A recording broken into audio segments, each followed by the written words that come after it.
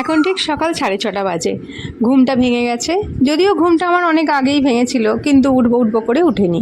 কাল সারা রাত কারেন্ট ছিল না জানো, সারা রাত জেগে বসে আছি। একে কারেন্ট নেই, তারপরে এই দুর্ধর্ষ গরম, তারপরে মশা, সব মিলিয়ে একটা বিতে কেচ্ছির অবস্থা ছিল কাল রাত্রে। আর সকালবেলায় উঠে কি মনটা ভালো হয়ে গেল গো। কি সুন্দর পরিবেশ, সুন্দর পাখির ডাক, আর সুন্দর মনোরম পরিবেশ যেন কতদিন পরে দেখছি। সত্যিই মনটা ভালো হয়ে গেল। একটা কথা ঠিক জানো তো, প্রকৃতির যত কাছে আমরা থাকি ততই কিন্তু আমরা সত্যিই খুব ন্যাচারাল হয়ে যাই এবং আমাদের ভালো লাগে। তো সকাল সকাল উঠেই চলে গেলাম ফুল তুলতে। আমাদের বাড়ির ঠিক পেছন দিকে একটা টগর গাছ আছে। এই টগর গাছটা আমি অনেক দিন আগেও আর একবার একটা ছবিতে ভিডিওতে দেখিয়েছিলাম। তো ওই দেখো, ওই পাশে যাদের বাড়ি আছে তাদের এই পুকুরটা একদম কোনো জল আর নেই। এর উপরে এত গাছ জন্মে গেছে যে এর ওপর দিয়ে যে কোনো প্রাণী, মানে কুকুর বলো, তারপরে ছোট ছোট পাখি বলো, সব হেঁটে হেঁটে এপার থেকে ওপারে চলে যায়।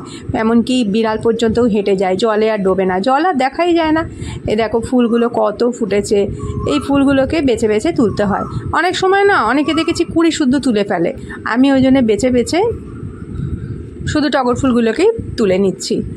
তুলে নিয়ে এবারে আসবো। ও মা, আমাদের আমফান বসে আছে গো, দেখো একটু বাদেই তুমি আমফানকে দেখতে পাবে।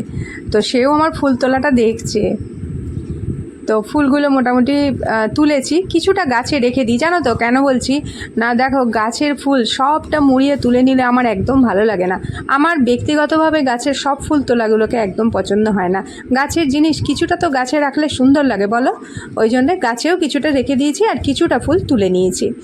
আর ওদিক থেকে যখন যাচ্ছি তখন দেখলাম যে ওই দিকের গাছেও কিছু ফুল ফুটেছে, কিন্তু ওই ফুলগুলোকে আর তুলি না। ওই টগরগুলো একটু বড় টগর, কিন্তু ওই দিকটায় যাই না, ওটা একটু রাস্তার দিকে বেরিয়ে যেতে হয়। তো আমার মোটামুটি ফুল তোলা হয়ে গেছে, এবার আমি আসছি। এই দেখো এদের বাড়িটা গেলেই শুধু চোখে পড়ে যায়। আর এই দেখো, কোথায় গেলি আমফান, মুখ বাড়া। তো আমফান এখানেই বসে থাকে সারাক্ষণ। তো যেতে আসতে ওর সাথে কতবার দেখা হয়। এই দেখো বসে আছে। তো এইবার আমি ঘরে চলে যাব।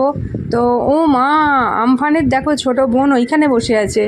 ওই ওদের বাড়িতে সারাক্ষণ ও বসে থাকে, ওই দরজে দেখো, ওই দেখো জানলার কাছে বসে আছে। তো ওদের সঙ্গে দেখা করে ফুল টুল তুলে আমি এবার ঘরে চলে যাচ্ছি।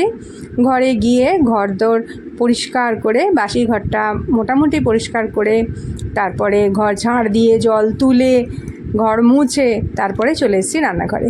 এই দেখো গাছ থেকে মোটামুটি কটা আম তুলেছি, আজকে আম ডাল করব আর আমের চাটনি করব। আর ওইখানে দেখো আছে একটা কলা, ওটা মোটামুটি টিফিনে খেয়ে নিই। এঁচোড়টা আছে, সেই সেদিনকে গাছের এঁচোড়টা পেরেছিলাম বললাম না, এই আমটা দিয়ে ভাবছি আম ডাল করে নেবো। মোটামুটি দুটো আম দিয়ে আমডাল না, একটা আম দিয়ে আমডাল করব। আর এই দুটো আম দিয়ে বরঞ্চ চাটনি করে নেবো, আর দুটো আম রেখে দেবো। আর এই বেলটা দেখো, বেলটা কিন্তু খুব উপকারের জিনিস। কী করি সেটা তোমাদের পরে বলবো। এই দেখো একটা কাপে একটুখানি মৌরি, হাফ চামচ মতো মৌরি ভিজিয়ে রাখি। কেন বলো তো, গরমকালটা পড়েছে তো, মাঝে সাঝে এই মৌরি ভেজানো জলটা খেলে দেখেছি পেটটা, শরীরটা বেশ ঠান্ডা থাকে ভেতর থেকে। এইবার চলে এসেছি রান্নাঘরে এসে একটা আম ছাড়িয়ে নিচ্ছি। প্রথমেই চাটনির জোগাড়টা করে নিচ্ছি। তো আমটা তো যেহেতু একদম কাঁচা, মানে ছোটো আম, এখনও পাকেনি, এটা কাটা পুরো কুশি শুদ্ধ কেটে এসছে।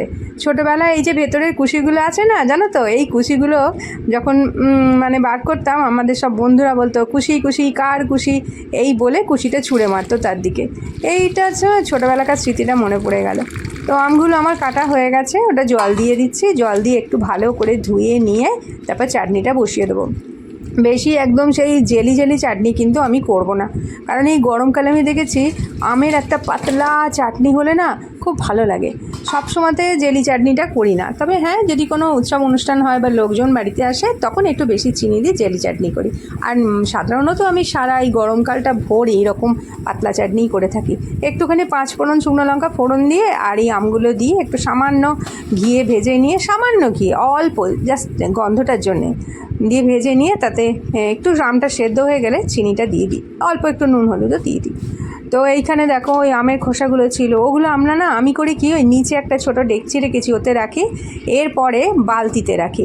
বালতি আমাদের মিউনিসিপ্যালিটি থেকে 2টো বালতি দিয়ে গেছে, একটা হচ্ছে পচনশীল, একটা হচ্ছে প্লাস্টিক।